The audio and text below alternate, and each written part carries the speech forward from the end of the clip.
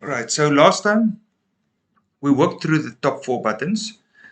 So we created an array that's got a maximum of 20 names. So especially for Daniel, and then for those of you that's sort of just joined in here, um, the way that I'm doing it, you'll see when I create my array, I created starting at 0 to 19. So this is 19 spaces. My first index is 0, my last index is 19.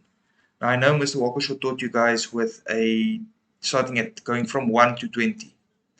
So your program will look exactly the same. I'll just show you whenever we do a new button where yours will change, but it's 99% of the time it's only the start of the for loop. My for loops will start at 0, yours will start at 1. The reason why I do this is I like going from 0 to 19 just because most other computing languages, Java and then C++, all their arrays always start at 0. So you can't indicate where you want to start. So I like doing it this way so that if any of you want to like go into coding and you or even engineering or any courses like that, there's a module of programming that's included. And generally like engineering, they do C++, and if you go like even accounting course with a little bit of computers, they like including other languages for you guys, maybe like Python or whatever. So, and all of them, when you work with arrays, the first position in the array starts at 0. So that's why I like working with this. Then it's just an easy changeover for you guys going to another language. You can also do this. This is 100% fine. But if you're scared you're going to get confused, stick with your 1 to 20 and I'll show you the difference. So in our program, we created a our names is the name of the array, 20 spaces, and we've got our queue that's going to keep track of how many elements is in the array. So if we look, there was max 20 names, that's why we did that. Then we wanted to ask the user for names until he said stop. So our queue, we just started at 0. We asked for the first name, put it into the array. We started our repeat loop. We displayed that first name. Then we incremented queue to go to the second position. Then we asked for the second name and we put that into the array. And then we just checked, is the second name stop? If it's not stop, this thing would have continued on. We displayed it, increment queue, ask for the third name. Check if the third name is stop. If it's not, display it, increment, ask for the fourth name. As soon as it's stop, we go out and we're done. Our next button was sorting them alphabetically. So for sorting, it's a for if. As a structure, remember always when I ask for a sort, just start with a structure, for if. Our first for loop, so I start mine at 0. You guys would start it at 1. Going to q minus 1. So you'll see this is exactly the same. Our next for loop is j. Starting at I plus 1. Same for everybody. Going to q. Then our if, comparing the two names. And then doing our swap. And then just doing a display at the end, where we clear everything, loop through everything, display all the names. And when we had the name sorting reverse, copied and pasted the code, and we just changed our symbol. Is there somebody with a question or not? All right. And then changing a name. Step 1 was asking the user for which name do you want to change, creating our for loop with the if to go through the array to look for the name we're looking for. As soon as we found it, we did input box for the new name and we put that into our array, and then at the end just displayed all of the names again. All right, so that's how far we went. Now today, our first question today is, where is the name in the list? So I used some people that submitted, 3 people submitted their homework. Thank you very much for that. Those of you that didn't, please just know if you don't submit the homework, then I can't actually go through it. And then I can't try and focus on what went wrong where. So it is nice if you guys can submit, then I can give you more specific attention. And I basically choose the ones that I can work with a bit, if I can. But today I only had 3, so I don't have lots of choices. Alright, so where is the name of the list? Alright, so it's basically a search. It's a search button. So what this person did was, and remember, so I'm marking, if you didn't do this, it's sort of, you're wasting a little bit of your time. Well, you're not wasting your time, but I mean, you can't actually know where you got stuck. You can't ask me questions. Alright, so how this worked. So we had our search, where we asked the person for input box, tell me which name are you looking for. Now we've got the name. Then he created found is false, meaning we haven't found it yet. Then he went to the for loop to go from 0 to q, and then if the search is equal to our array names at I. So that's our look for. Then this if is empty, which is problematic. There needs to be something there. But then what he did, after the for loop is done, he went, if found is true, then he displayed found, otherwise he displayed not found. So the program looks good, except there's some mistakes there. So is there anybody that wants to maybe, yes, talk to me.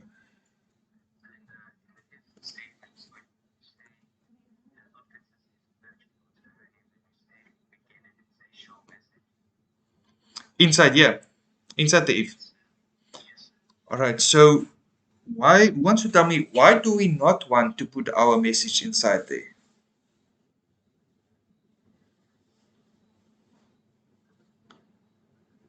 Who's got an idea? So the idea, yes, talk to me. So there's now a option for us to maybe say, put this, let's say, putting the found inside there, and then maybe having the else then there. Um,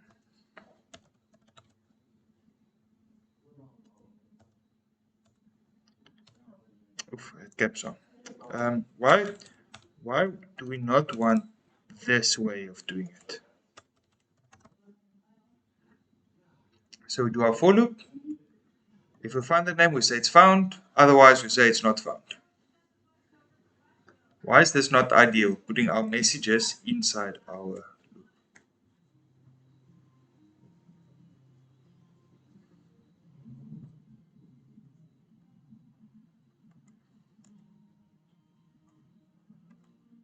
So do all of you say this is good? Why not?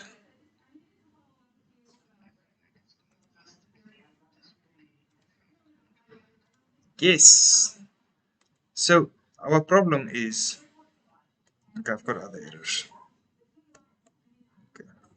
Yes, talk to me.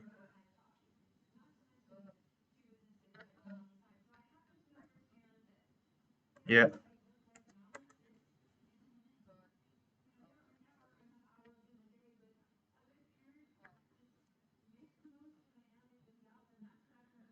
Found is true.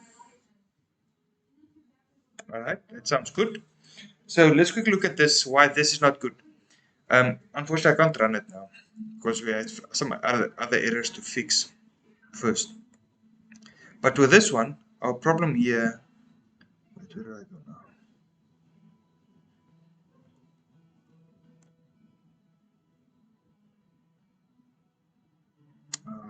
Come on.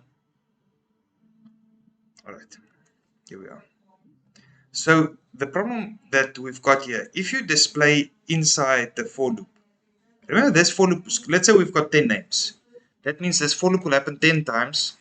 So we're going to see basically 10 messages. When we find it, it's going to say found. And for every other name that's not the right one, it's going to say not found. So let's say you've got 10 names and the fifth one is the right one. Then it's going to say not found, not found, not found, not found. And then it's going to say found. And then another not found, not found, not found, not found, not found. So we don't actually want our messages to be inside our loop because we don't want the messages to be displayed that amount of times. So I'm just going to undo what I've done. So let's move these things back where they were. Yes, please ask me.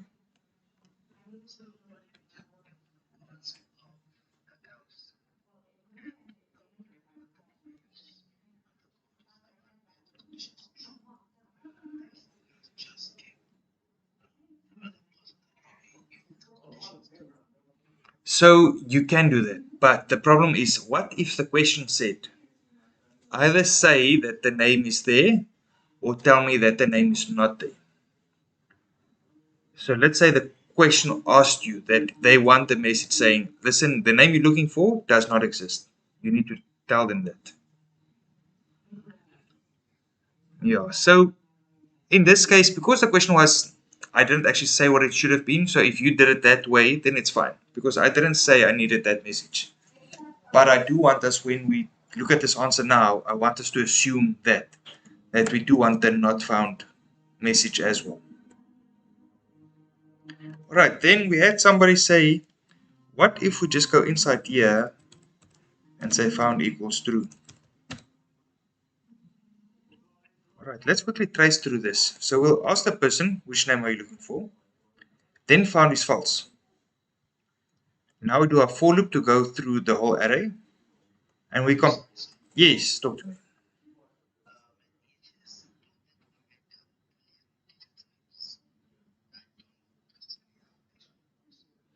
Alright, so Boolean data type, actually everywhere, I think even my Richards Bay people, I think this might be the first time you see it. Because generally, Boolean is not something we use a lot.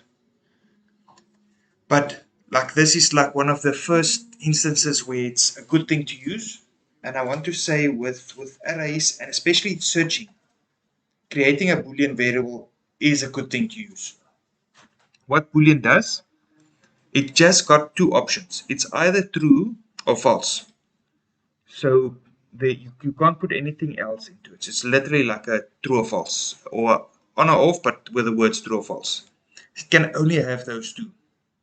So basically what we want to do, but it works the same as, I want to say, as any other variable, in that this variable found, we just give a value of false. So false is stored inside there. And now what we're going to do, this part goes through the array, comparing each name in the array to the one we're looking for. And as soon as we get the one, we just change that variable's value to true. So imagine it's like a switch. You're saying it's off, and only once we found the name, then we're putting it on. And then this will finish, this will go through the whole array doing all that. So now, once we're done, if found is true, so remember it only became true if we found it. And if it's true, then we're going to say found. Otherwise, we're going to say not found. So now our message is not inside a loop. So this will only happen once. And depending on the value of true, or found, it will either display it or not. You can also see, let's say we made this an integer and we make it a 0. And when we find it, we make it a 1. And we just say, if that integer is a 1, say found, otherwise say not found. That's literally how it works. So don't think too much into Boolean. Don't think it's like a difficult, it's literally like a switch on or off. So we make it false until we find the name, then we make it true. And then at the end, we just check. If it became true, then we found it. But if it's still false, then we say not found. And this is a very good solution for a search. Because we can do it that way. We can improve it a little bit if we made this also a repeat loop to maybe stop once we find it. But I'm happy with this one. This is a good solution. Any other questions on the search itself?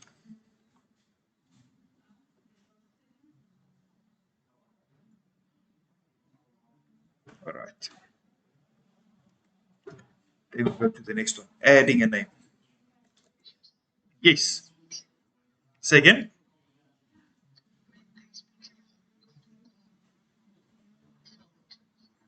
Oh, is it? You understand it now? All right. I'm glad. All right. Without add one, remember these answers I got from somebody that submitted and from a variety of people, depending on who submitted which questions. I use them to work on them. So with this add button, we want to add a new name to our array. So what this person did, create a variable new, put the new name into that variable, and then display that new variable. So when we run this, we'll see the new name, but when you click sort, that name will just be gone automatically. Who wants to help me or tell me what's wrong here? What should we have done? Let's start with why is this not a good solution? Yes,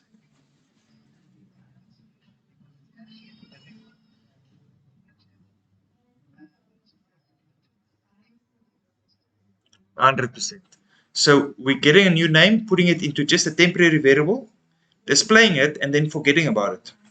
So the array never actually received this value. Yes, talk to me.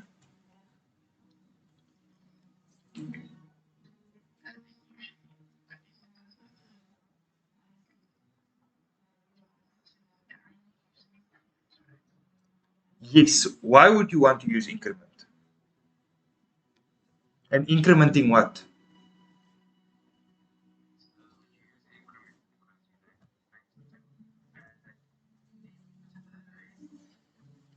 Yes, so we'll use increment, and we increment which variable? Q. Because remember, Q, um, Q tells us how many values are in the array.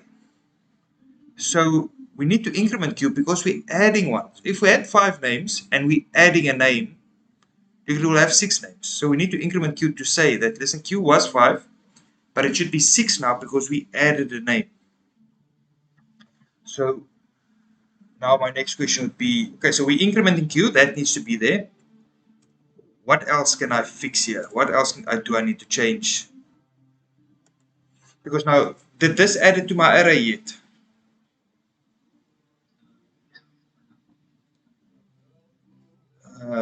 Okay, the for loop won't help us yet.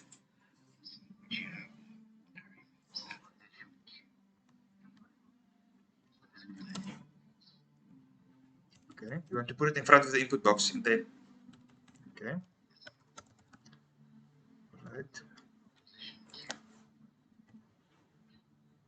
Okay, so because we do that, technically we don't need this now. And then you agree what we'll do is we'll just display our names queue. Um, all right. Why do we want to do that?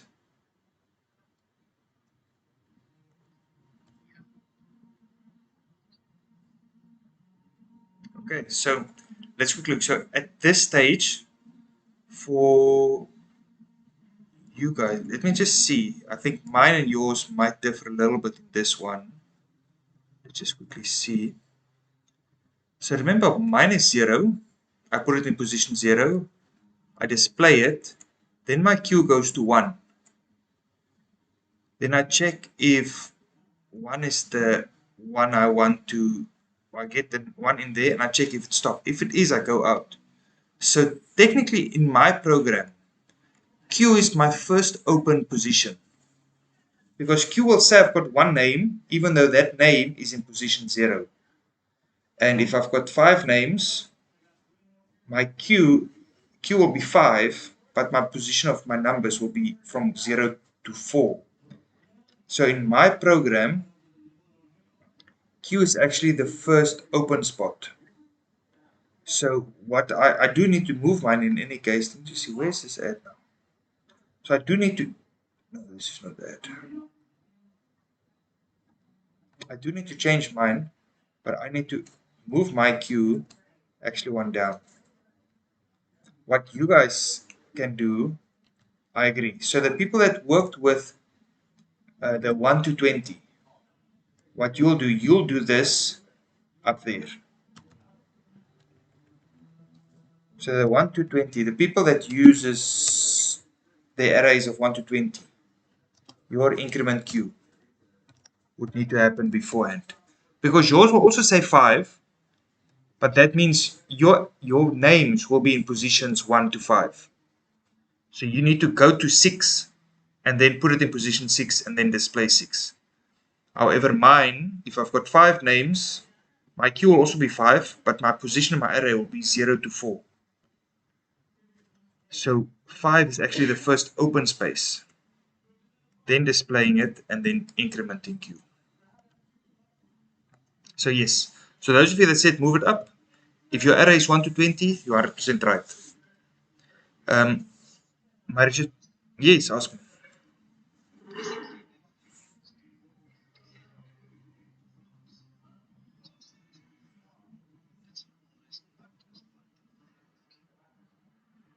Yes, it's always one less than Q. So you'll see, like when we did our display, oh, that didn't actually state there. What? I wonder, didn't? Yes.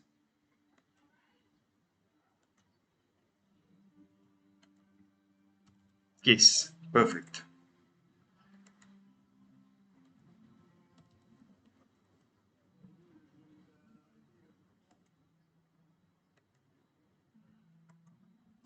No. So in your syllabus, I must just actually. Sorry, I'm just trying to. Come, I want to run my program to just show you guys what's happening. Now there's so many errors. Oof, searches. Oh, we didn't even see that. Guys, with my search button. Search was an integer. So I didn't even realize that. So search should have been a string.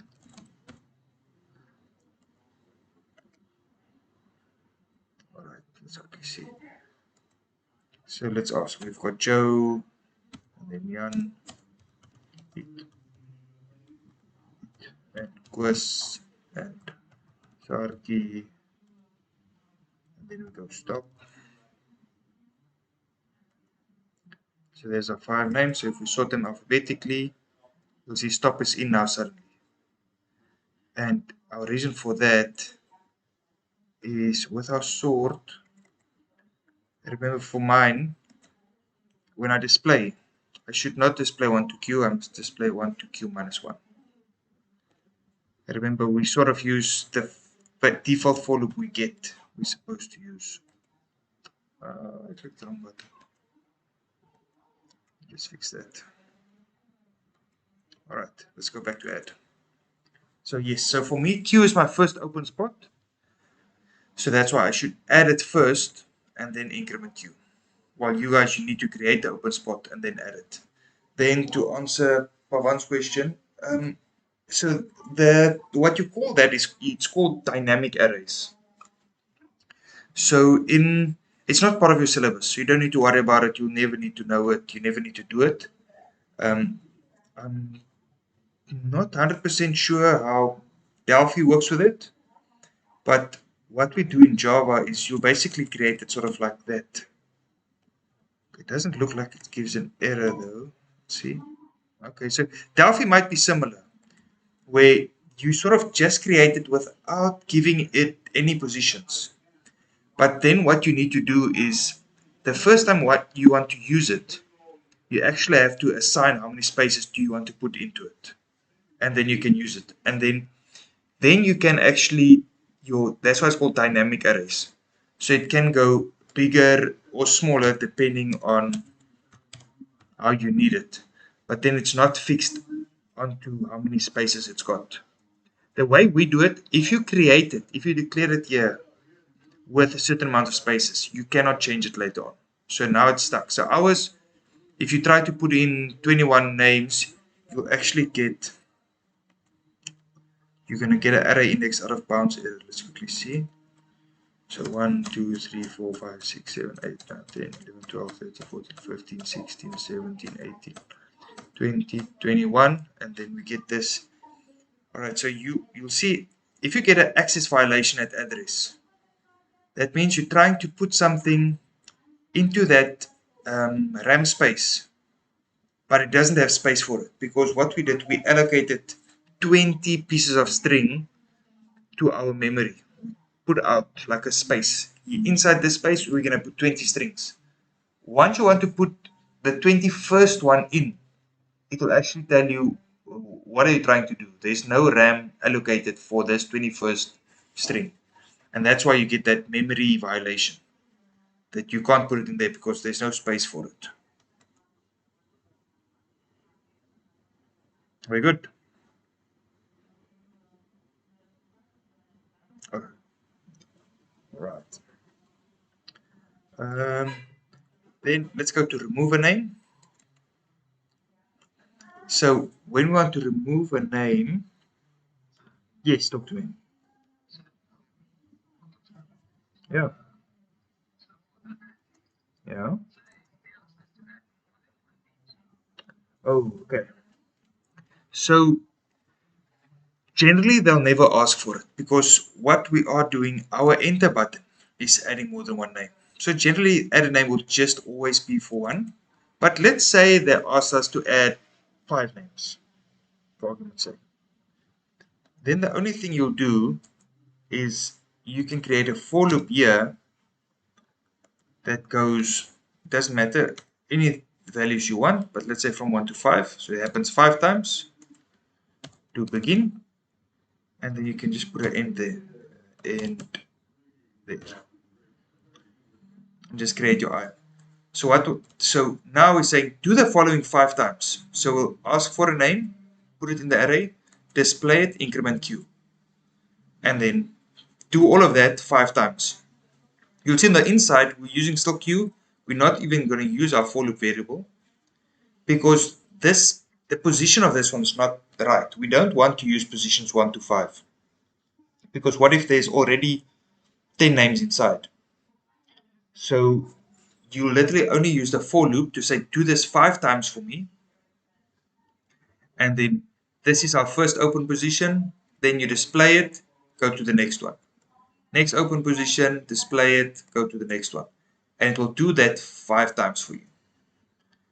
So if you need to do something like this more than once, if it's a fixed amount of times, you just do a for loop. They wouldn't say anything else, because if they said add more names until the person says stop, that's literally this button. Our enter button is exactly that. So then you just do another enter button, copy paste the code, and maybe just take out that, because then we don't want to start at the beginning. But then yeah, all right. Okay, then adding a name, removing a name. All right, everybody good? Remove. Okay. So with remove, remove is like sort. Remember your structure. So if we ask remove, always go for if for, start with that structure. All right, so remember your structure for if for. So this first two, the for and the if, has to do with looking for the one we want to delete. So what we do is you start off, ask the user, which name do you want to remove? So we get that, we put it into our string variable remove. Then we do our for loop to go through all the positions. Remember my people 1 to 20, you go from 1 to q. And then in here, we want to now look for if the one we want to remove is in the array at position I. So that's a normal search basically. Which one are you looking for loop to go through, looking for that one. Once you found it, you start your other for loop at I, and it must stop one before the end. Okay, we'll look now how this one's gonna run out. And then what we do is, yes, talk to me.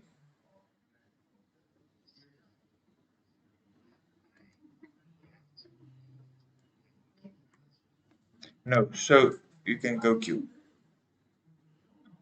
The -1 is for the people that use the 0 to 19.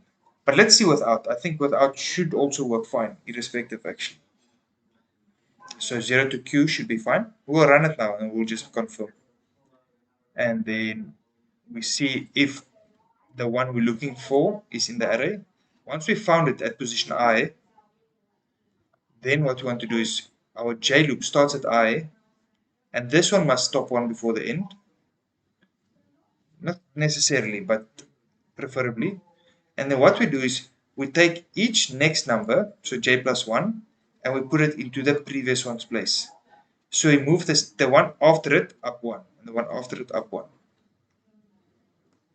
So that's in our for loop, moving each of the values up. Inside the if, but not in the for, we just have to decrease Q. Q needs to become 1 less because remember we removed 1 now. This is the remove button. So by deleting the 1, we have to decrease Q because if we had 6 and we removed 1, Q should just be 5. And then we can display again. But you'll see here our display's got an into string, which it shouldn't have had. It should just be our name's I. Let's quickly see how this works. So let's ask names. Let's put A, B, C, D, E, F in. Stop. Let's remove number C. And then you'll see we've got A, B, C is gone, D, E, F. So it worked 100% fine. So we can go from 0 to Q. You guys can do from 1 to Q. We compare if they're equal to. And then your J loop should start at that position. And we stop at 1 before the end. And you move each next one up to the previous position. Decrease Q, display everything at the end, and we sort it. Any questions on this? Yes.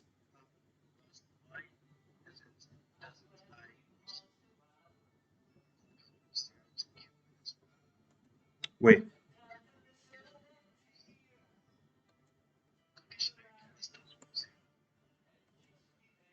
Let's quickly see. So let's say we had our names A, B, C, D, E, F. This is inside our names. This is our array. So it's in position. Let's just put this in the middle. Position 0. I'm going to do mine. 1, 2, 3, 4, 5. Alright, then we've also got another variable Q, which at this stage would be 6. So let's say this is what we've got. Alright, sorry, I'm back. Alright. So everybody with me, what do I've got here? So I've got my R names array, 6 names inside. So the positions is 0 to 5, my Q is 6. So what we did then with this one was we asked the user, we created a remove variable and we asked them which one to remove.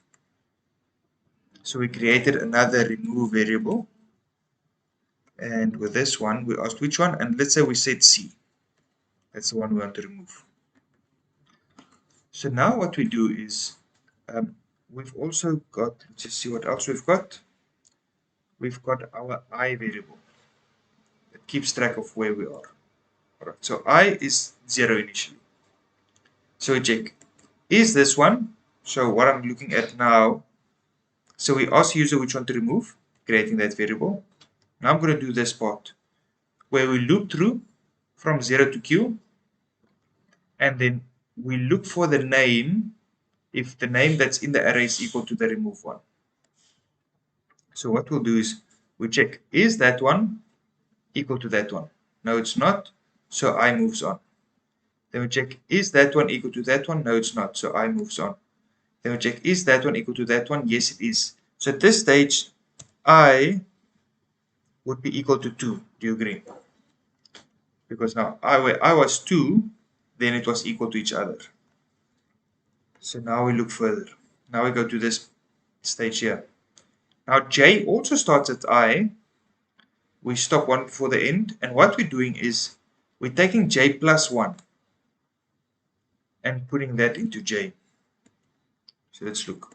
So we had a variable I actually, and we had a variable j.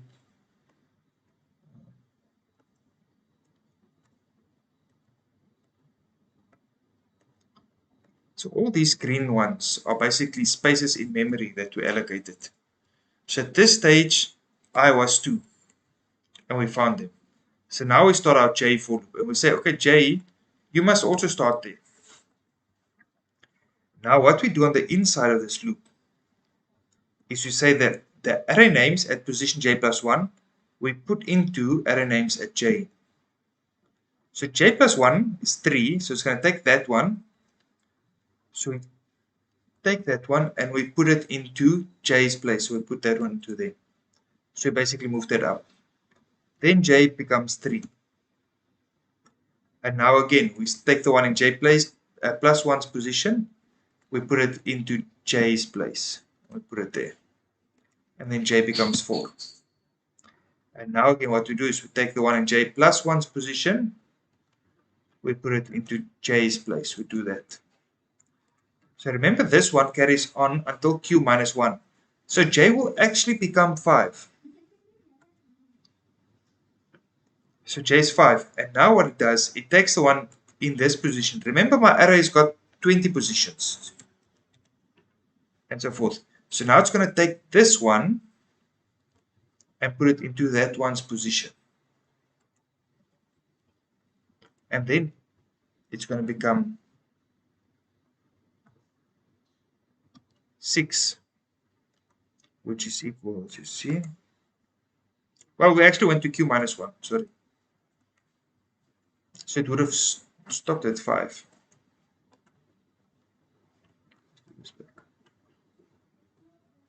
So as soon as it was 5,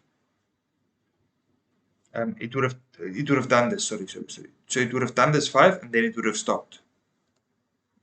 So it would have taken that one, placed it there, but then the loop stops. This will become a 6 and then it will stop because it's not less more anymore. So now we decrease Q. So Q becomes 5. And then we display all of them from 0 to 5 minus 1, which is 4. From 0 to 4. And we display them. And it works fine. So who wants to ask me something? So there is a problem with this. What could the problem be?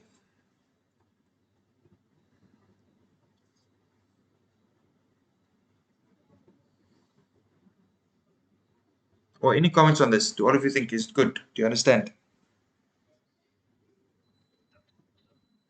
Yes. Yeah. The display one or this one? The inner one? Okay, yeah. Yes. So remember, this is for mine because I went from 0 to 19. You guys, if you start at 1, you just go to Q. You won't have the minus 1. Yes. Yes.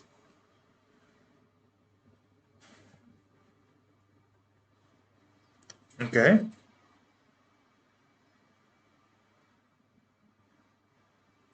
Yeah. So it will work fine. The only problem, this one will have an issue once the array is full. If you've got 20 names and then you try to remove one, this will actually give us an error because you can't go to position the one after the full one to try and move it up one. So technically, for ours to work well, that actually needed to be a -2. This is a better solution. The same with that one should have been a -1. We've got that because we work with from 0 to 19. But if you stick with a -1 there and you stick with a Q there, we'll still give you the marks. So it's nothing serious. But yes, a better solution would have been the 2 there and a -1 there. No, no. So for you guys, you'll just change that 0 to a 1. You'll still have Q there and you'll still have Q -1 here. Yes.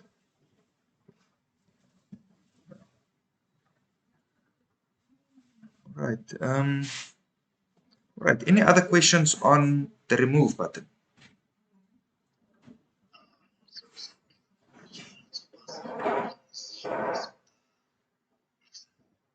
Yeah.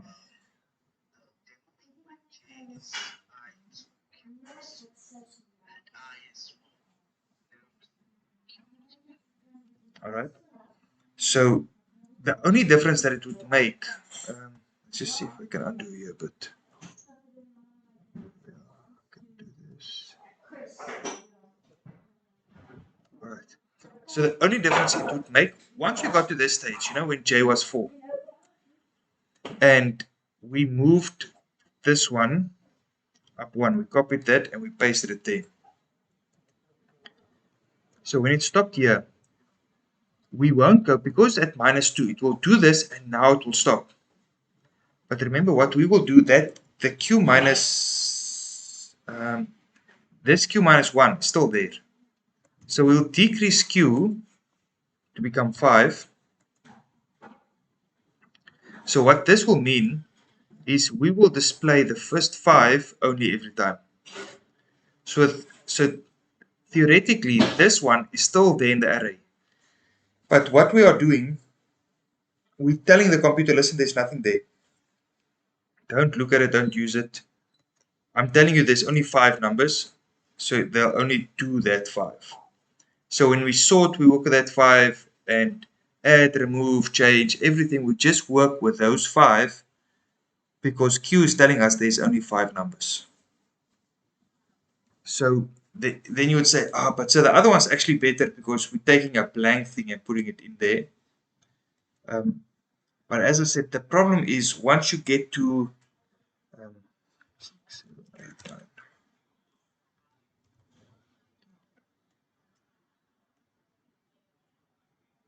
Once you get to 19, let's say we had it filled up to there, we can't go to a next one and put it in there. So this way it looks good, but it's sort of like we can see inside memory. Maybe just a little, not off topic, but a little bit off topic. You know, the hard drive is basically, it looks like this. You've got lots of sectors where data can be stored in. The hard drive and memory, for that fact. You can, if you want to envision how memory and a hard drive look, see it as just lots of blocks that's all just lined up like this. So as you utilize hard drive space or RAM, we actually put stuff in there. And let's say this is your hard drive. Let's say you put files and stuff in there. If you go and delete, let's say I delete this file. What the computer actually does, it doesn't remove it. It doesn't do that. It doesn't become empty. That one, let's say there was ABC there. Let's say you delete this ABC. It doesn't actually delete it. What your computer does, it's got like a checkbox. And then let's say blue is empty and green is used.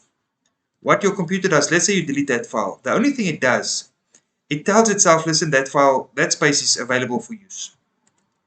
But the information actually stays there. And let's say you go delete these 2 files. Then it's just allocated a blue space. So that when you want to save something again, if you want to save 1, 2, 3, it will go there and put 1, 2, 3 over it. And then the information is gone. Because you overwrite what's there. And if you want to save another numbers, it will save there and it will save there. And then overwrite it. But if you haven't saved anything in that memory space, technically the data is still there. Your computer will say it's not there because like the computer trusts itself. So let's say there's somebody that you really trust, like with your life, and he tells you a room is empty and you have to look for something in the house, you'd go everywhere, but you won't look at that room because the person told you it's empty. So you wouldn't even look into it. And that's sort of what happens here. The computer tells itself, listen, this is empty and that's empty. So if you look for the file ABC, you're going to look everywhere in the green spaces, not find it, and you're going to say the file doesn't exist, even though it's there. So that's how delete work on our normal computer with files. That's why some of you will see if you go to the internet, you get like undelete or recovering software. And then you wonder, how does this work? I deleted these files, but if I run this program, I actually get the files back.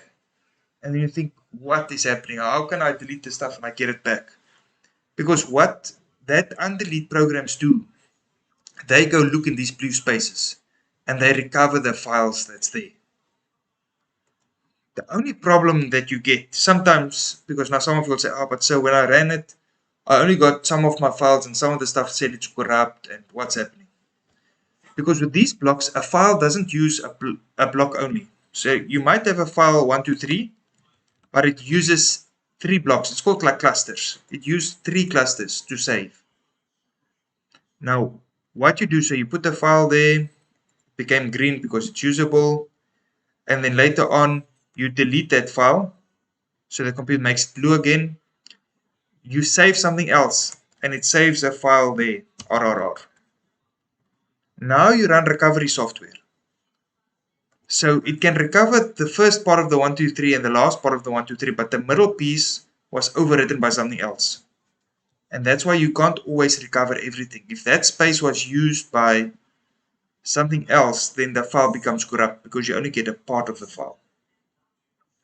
But that's how a computer also works. So it doesn't actually, like what we did here, even if this F was duplicated, it wouldn't go and like delete it. It just says, listen, we've only got 5. Because this Q tells us there's only 5 values. Yes, I know one left. No problem. No problem. See if you can try and catch up. We've got about 3 minutes, and then I'll quickly run through with you again what we've done so far. Alright, so the computer will see there's only 5 and only work with that 5, irrespective of what's there. So even though the F is still there, it doesn't matter. Because of that 5, we will just not look at it. And that's how our deletes also work. Yeah. Right. Did you guys grasp it somehow? Luckily, what I can say is, with these deletes, what we're doing now, we're gonna do a lot of times. I'm gonna give you another program after this. I'll load it either tonight or tomorrow morning. I will load another program for you guys to try before Thursday, with again same buttons and everything. However, it might not be strings, it might be numbers or strings, I don't know, we'll see. And yeah. Alright, then I just want to do the last button, longest name. So with this one, so what this person did, he created a variable longest, started at 0. Because I mean, longest name, you can't get a name with negative numbers. So the longest or the shortest name possible would have 0 characters. So that's good. Then we start our for loop to go through the whole array. And as you go through it, we want to now compare. If our array names, but remember, we don't want to compare if our name is greater than longest. What do we want to know about the name? What part are we comparing with longest? Say again, sorry. Yes. So we want to see if the length of our array name is greater than longest. If it is, then what do we want to give to longest? We want to give the length of that name to longest. And then at the end, depending on what you want to show, in this case, we're showing the length of the name, so you can just display longest. So that will tell you how many characters is the longest name. Let's see with this one. Well, longest name, I actually think, don't you think we maybe want to know the name that's the longest? I think that would be more appropriate. So this would be good for if we just wanted to see the longest name, or to see how long the longest name is. But let's say we want to see the name that is the longest. So who wants to give us an idea? How can we change this so I can see the name that's the longest, not just the length of the longest name? Yes, talk to me.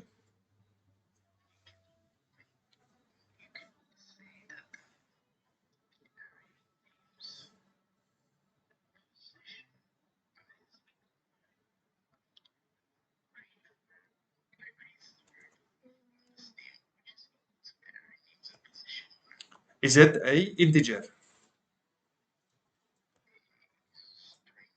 A string, okay. So longy, I'm going to create longy, which is a string.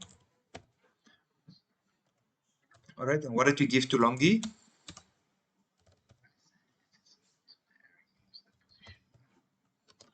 All right, so I'm going to go 0 because that's our first one.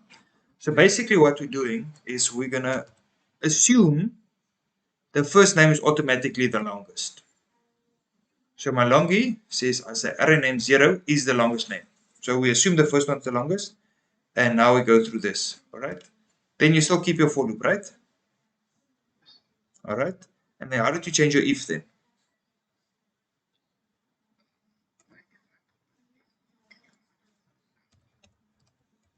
Yes. So now in our if, what we compare the length of the name the array with the length of longy.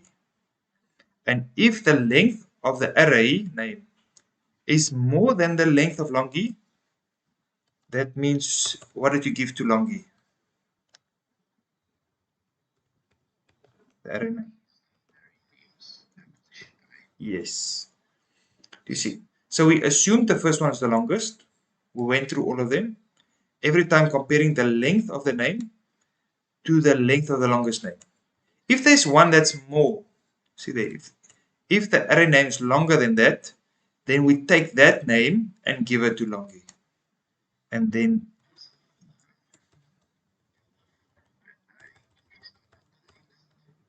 yes. So this would work perfectly, but not efficiently. Because we say the first one's the longest, and now we're going to compare position 0 to position 0. So we're sort of wasting the CPU's time. So efficiency would tell us to start at 1. Yes, perfect. 100% correct. Yes, I'm happy with the solution. This is a good solution. All right, and